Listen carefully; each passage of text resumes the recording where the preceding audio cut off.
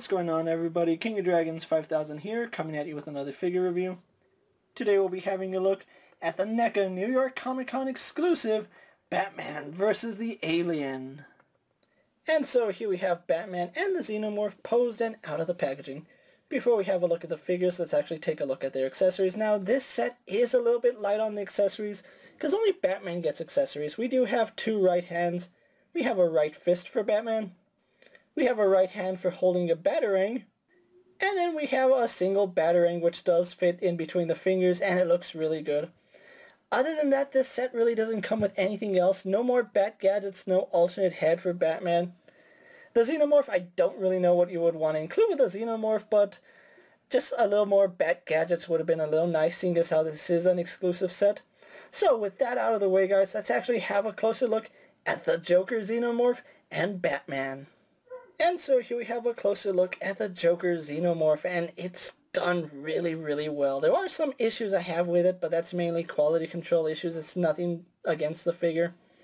Having a look at the Xenomorph, you can see he draws a lot of inspiration from the Joker, from the red lips, which I don't know if that's blood or if it's just the way the Xenomorph is, but seeing those red lips, it's quite gruesome, honestly, and it does look like it's blood because it's dripping down on his lips. You can see it's on his teeth.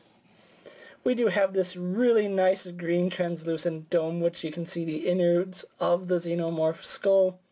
Looks really, really nice, and I do like that. Now, this is actually a figure we have seen in the past. This is the exact same Xenomorph that we got with the Superman 2-pack, as well as the Alien Resurrection Xenomorph, which, I'm not going to lie, that's a really good sculpt, so I'm really glad that NECA went with that sculpt for this set. Taking a look at the head, you can see all that gruesome detail right here.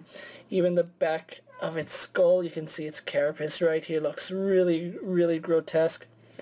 Even having a look at the spinal tubes, I don't know the exact name of these, the dorsal tubes. You can see it has these little suction cups or just something on it, and it's chilling. If you have trypophobia, you know exactly how unsettling these are on its back, but it looks so gruesome. I love it. Having a look at the front, you can see the exoskeleton. Are they bugs? They have an exoskeleton where you can see like the ribs, the chest plate right here looks good. We have this little shoulder piece right here, which is beautifully painted. And something I do like about this figure is that it's a dark figure, but it's actually painted white, so all the dark spots you see on it, that's the color of the plastic, and it's just painted white. Now, that does cause some issues with the joints. As you can see right here, they painted some of the joints, and what ends up happening when companies paint joints, the paint seeps into the joint and then it freezes the joint. I don't have too much of an issue with frozen joints on this Xenomorph, but there are parts that I am leery of, such as right here in his fingers. Again, just look at how gruesome that looks. That is terrifying. I love it. But going back on the quality control, you can see that wrist is frozen. It is moving as I move it slowly, but you can see all that paint that just built up in that joint, and I really wish NECA would stop painting joints. If they're going to cast a joint, it needs to be cast in the color of plastic that matches the paint, because then you run the risk of freezing joints. Having a look at its abdomen here, we see more of this biomechanical feel to it. Again, just a gruesome, gruesome looking creature. Its spine is done really, really well, and some more line work right here. Some more tubers or holes poking out of its carapace. It looks really, really nice. But it is something we have seen before, just done in white paint and dark plastic. Although something I will point out is that the claws are actually done in a really nice dark green. It's not jungle green, but you can see it has a really nice green sheen to it. And it just looks really, really nice. Moving on to its tail, it's the same tail that we saw with the Alien Resurrection Xenomorph, as well as the Superman Xenomorph 2-pack. Although right here you can see its tail is tipped in red paint. More than likely this is supposed to represent blood, and it looks really gruesome. It's really glossy. I love it. There's just so much to love about this Xenomorph. It's just so gruesome. It's diabolical looking. It's just perfect in my opinion. So, with the Xenomorph out of the way, let's actually move on to Batman. And so here we have a closer look at the NECA Batman, and I'll be quite honest with you guys, this is the best Batman figure on the market to date. There's no doubt about that. There's really nothing bad about this figure, and I think the only thing that would have made this figure better is if they came with an alternate head with the shorter ears, but other than that, I think this is a flawless Batman figure, and we're going to actually go through it right now. Now, the face sculpt, it's really 90s-esque Batman. If you're not a fan of how Batman looked in the 90s, you're probably not going to like this head sculpt. But me, growing up in the 90s and seeing all the comic art of Batman looking like this, it just looks perfect. I think this is a really good Batman. You can see he has those really, really long ears, which the 90s drew his ears that long. Just done really well. He has this really stoic look. I just love how NECA was able to make the eyes, they're not all white, it's like a bluish, a really light blue, and it does stand out because they did paint the inner workings of his eyes black. So that light blue really does contrast with the darker blue really well, and I do love that. Moving on to the cowl, it is a separate piece right here, although it's not removable. It does hold the cape in place, which I just love the cape, but we'll go on to the cape last. Really do love the really classic Batman oval right here, and it looks perfect. There's nothing I would change about that. Maybe make it a little bit bigger, but that's just my personal preference. Now, the body that Batman has here is reused. We have seen it on the NECA Superman Alien 2-pack and the Batman Predator 2-pack, although this time he doesn't have any of the armor on him. You can see just how nice this body is, and it's a shame that NECA isn't going to get to use this body for anything else. I honestly would have loved to see them try out Flash, Martian Manhunter, just other superheroes, which unfortunately we'll never end up getting. Really do love the gray and the shading that they did in Batman. It brings out all the musculatures right there. Having a look at the back, you can see just how much musculature is on Batman. And let's actually take a look at the cape right now, because I really do want to talk about the cape. Now, the cape is a dark blue, and it really doesn't match the cowl all too well, as you can see. But that's not a bad thing. I really do like it. It's a really, really nice material. As you can see, it's done really well. It does have the little serrated edges that you would come to expect from Batman, and it's quite big. Now, one thing I do like about this cape is that you can drape it over Batman's front, so you can get that really stoic, brooding look on Batman, or you can adjust it so that it just goes beyond his shoulders like so, or you can put it behind his shoulders and it looks good either way. And I do like the fact that you can adjust it. I don't know if that's a feature NECA intended, but you can adjust the cape accordingly to your preference. Having a look at his utility belt, that is such a 90s utility belt. We see the really big buckle. It's painted exceptionally well with gold, and then we have some more of those canisters right here. Again, they're done in a really nice gold paint. The yellow plastic does offset them a little bit, but that does make them stand out. We do have the bat trunks right here, which are done in the same blue that we see in his cowl and gloves. On his gloves, you can see he does have the blades right here. Right now, I do have them with the two fist hands. You can see they did a really good job with the sculpt work on this. Just overall on this Batman figure, it looks really good. Having a look at his boots, he has a classic Batman boots with the little tips going all the way up. And they actually did bevel the front, so that's really cool. I do like that little detail. Going on to his feet, you can see they did a really good job with Batman's feet. So overall, just a really nice figure, and there's really nothing I would say this figure doesn't have as a Batman figure. Just more bat gadgets and an alternate head, but other than that, this is a almost perfect Batman figure. So with that out of the way, guys, let's actually compare Batman and the Xenomorph to other figures you may have in your collection. And so here we have Batman posed next to a Marvel Legends Cyclops and a DC Multiverse Superman. Here we have Batman posed next to a WWE Elite Scale figure and a Mezco 1/12 Collective Popeye the Sailor Man. So here we have the NECA Batman posed next to a DC Essentials Batman and the Mezco 1/12 Collective Sovereign Knight Batman. And finally, here we have Batman posed next to the NECA San Diego Comic-Con exclusive Batman and then the San Diego Comic-Con exclusive Superman. And so here we have the Joker Xenomorph posed next to a Marvel Legends Cyclops and a DC Multiverse Superman. Here we have the Joker Xenomorph posed next to a WWE Elite Scale figure and a Mezco 1/12 Collective Popeye the Sailor Man. And finally, here we have the Joker Xenomorph posed next to an Alien Resurrection Xenomorph and the Superman vs. Alien 2-pack Xenomorph.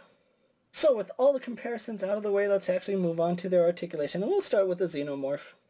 Moving Batman off to the side so we can have a look at the Xenomorph's articulation. He does have a ball joint in the head, which does look up a fair distance, does look down, does turn left and right. Really good movement there. We do have some slight tilt right there on the head. We do have a hinge in the jaw, which does work really well. We do have the inner mouth of the Xenomorph, which you gotta be careful because it does butt up against the teeth and it's a little bit stiff. But once you get it out, it does come out. So I'll just leave it out for the rest of the articulation. He does have a hinge in the neck, although the neck joint was painted, so it is a little bit stiff. I did get it to work just a little bit. It needs a little more heat treating. Shoulders are on ball joints, which do go out to about there. Really stiff. They do a full 360. No issue there. We do have a swivel right here at the elbow. We have a double joint at the elbow, which works really well. We do have a swivel right here in the forearm, a swivel and a hinge in the wrist. No issues there. We do have finger joints, which do work substantially well going one way. Let's see if I can get to go the other way, and that's about as far as they go forward. We do have a ball joint in the torso, which it's a little stiff on mine, doesn't really go back all that far. Really limited side to side, but we do have rotation there, which works decently. The hips do kick forward all the way. They could go all the way around if you force them to. They do go all the way back to about there before they start butting up against the sculpt. They really don't go out just because of the way the hips are designed. You can see right here the carapace clashes with it. He's supposed to have a thigh swivel, which works good on the left side. The right side, it is frozen, unfortunately. But we do have a double joint in the knee, and that's a really stiff joint right there. But we do get double bend there at the knee, as well as rotation there. We do have a hinge right here in the ankle, which does go back and forward, although it could get a little more forward, but it is a little bit frozen. We do have a ball joint in the foot, which does move side to side, left and right rotation, back and forth, and then we have a toe joint on the Xenomorph. Finally, we do have a swivel in the tail, which works really good, and then the tail is on a wireframe, which does work really well. It's just a really tough wire, but you can get it to move. So that's the Xenomorph's articulation. So let's actually move on to Batman's articulation. So having a look at Batman's articulation, he does have a double ball joint here in the head. He can look up about that far. He can look down about that far. Does tilt side to side really well, as well as rotation there. So really good head movement right there. You can see just how well that double ball joint works. We do have a ball joint in the shoulder, which goes out to about that far. He does a full 360, a little bit stiff on mine, but it does go all the way around. We have a bicep swivel, double bend in the elbow, going up to about there. We do have a hinge and swivel at the wrist, which does work really well. He does have an ab crunch, which goes back about that far, does come forward about that far, so pretty good movement there. We do have rotation here at the waist. Legs do kick forward to about there. They kick back to about there. Go out all the way to the side, so I do like the side kick on Batman here. rotation up high in the thigh. We do have a double bend in the knee, kind of stiff on mine, but it does go all the way up. Moving that back, we do have rotation at the boot, works no problem.